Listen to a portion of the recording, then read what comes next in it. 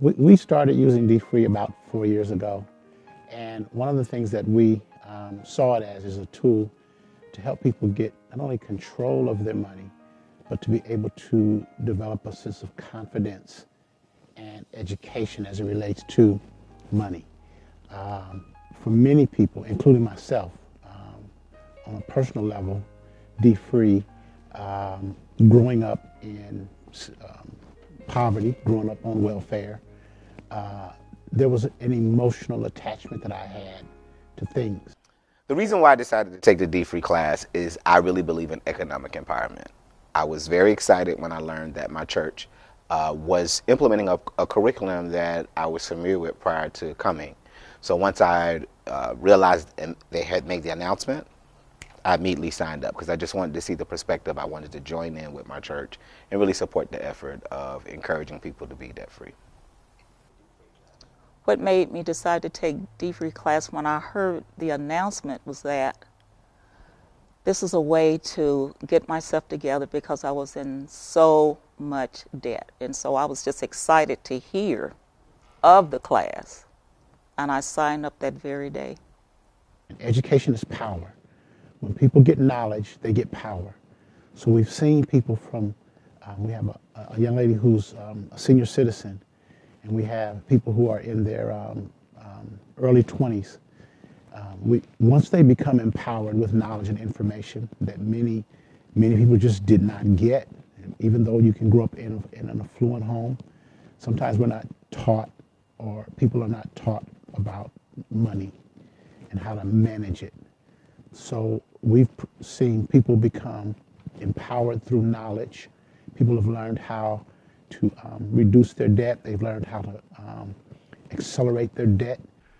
So the way that I believe dfree changes your mind with respect to money is you become much more mindful of the way in which you spend. And I think that's extremely important because in so many instances, we begin to look at purchases, whether they're small or not, and say, well, it's just $5 here. We don't think about the cumulative impact of those changes. So when you spend $5 on a latte, which was kind of the issue I had going into it, every day, the cumulative effect of it, I mean, you're talking $35 a week, that's going on $120 a month or whatever the case may be. It becomes ridiculous in terms of the amount of money that we continue to pour out, and that takes away from our ability to reduce debt, takes away from our ability to be able to save money, think about our long-term plans.